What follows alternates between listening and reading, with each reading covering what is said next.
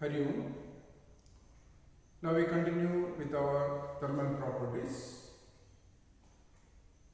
For studying the thermal properties, you will be able to, or you must be measuring the temperature of the bodies. You have. So you will be using thermometers. Thermometers.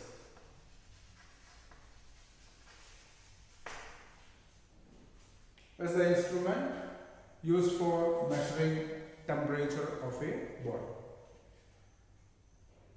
Now there are different types of thermometers constructed based on different properties of the substances used in those instruments,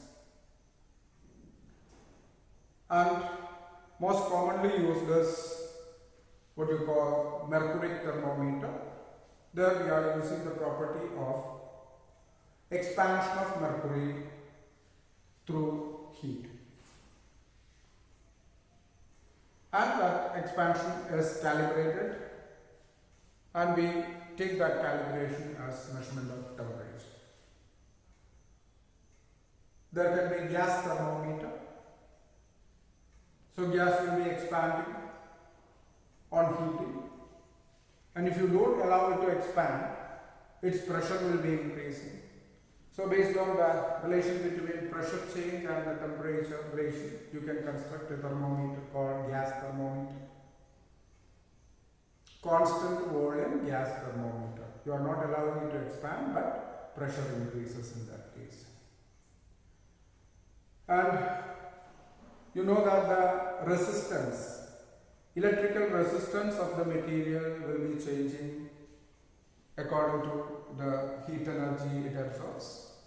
So you can relate the resistance with the temperature of that system, and through that we can obtain what we call resistance thermometers.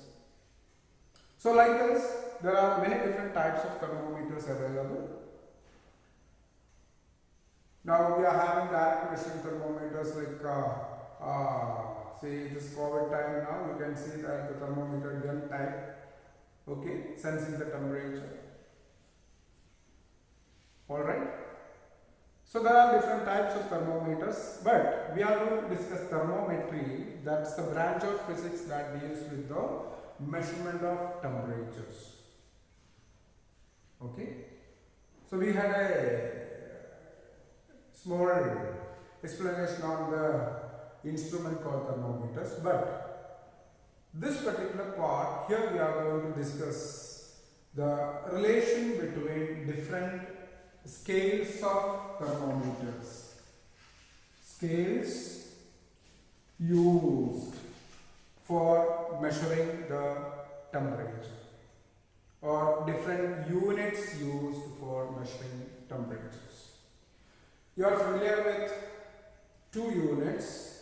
One is Celsius, one Celsius, two Kelvin scale or absolute temperature scale. These are the commonly used temperature scales, Celsius and Kelvin. This can be taken in Celsius system. This is the absolute scale, or you call SI system of unit of temperature. But when you meet a doctor for fever or something, they will be measuring your body temperature and say 1 or 2 fever, 1 or 3 fever and all that.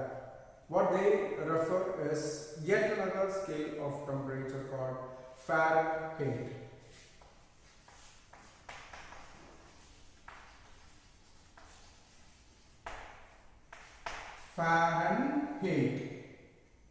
Fahrenheit is the scale of, or the unit of temperature basically used to measure the body temperatures, human body temperatures. Now there is yet another called Romer scale, R-A-U-M-E-R, Romer scale. Romer scale. That is the fourth one, but rarely use this one. So these are the four different scales or units of temperatures here we have to consider. This can be represented as degrees Celsius, this is Kelvin, and this is represented by Fahrenheit, and this is represented by Romer. Okay. So Celsius scale, Kelvin scale, Fahrenheit scale, and Romer scale.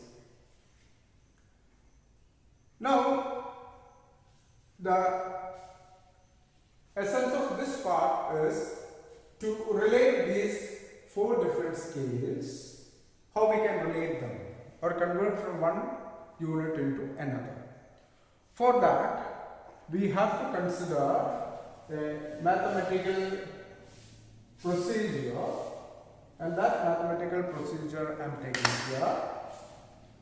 See, when you are going to compare the scales, that comparison is with respect to two definite states. Here the definite state we consider, one is ice point temperature. Ice point temperature. Then the other one is a reference line we take, that is boiling point of water. So ice point temperature and boiling point of water temperature. So whichever scale you take, this happens only at a particular energy state. Now we fix the lower and the upper points. If I take degree Celsius scale, the ice point comes at 0 degrees Celsius and the boiling point falls at 100 degrees Celsius. So 0 degrees Celsius to 100 degrees Celsius we can have 100 equal divisions, and one division you can take it as 1 degree Celsius. So you will be getting an approximate size of that Celsius. Now the Kelvin scale, if I take, it is 273 Kelvin, the ice point temperature, and the melting, or what you call the boiling of water takes place at 373 Kelvin. So 273 to 373, again you can have 100 equal divisions, and one division refers to 1 Kelvin.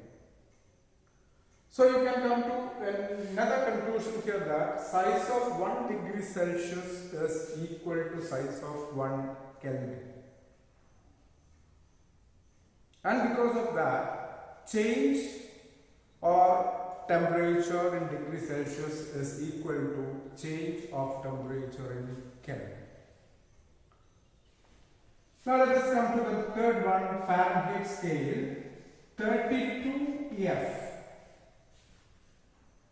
32 Fahrenheit is the ice point temperature in the Fahrenheit scale, and the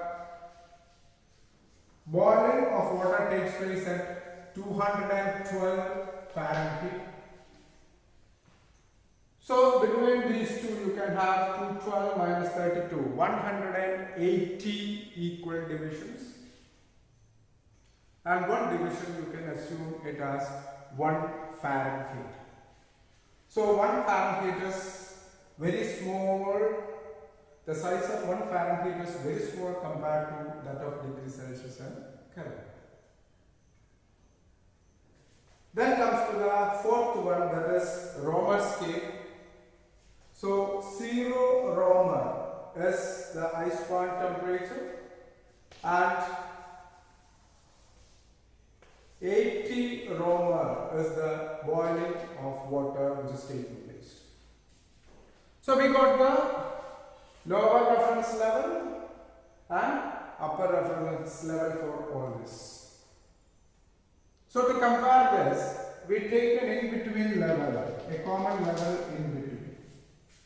So when I fix a common level in between, what happens is that at this particular level, there will be a degree Celsius possible, and here there will be a Kelvin measure possible, and this corresponds to a particular Fahrenheit, and this is corresponding to a particular Romer temperature line. So this being horizontal, all these points will be at the same temperature state even though the numbers are different.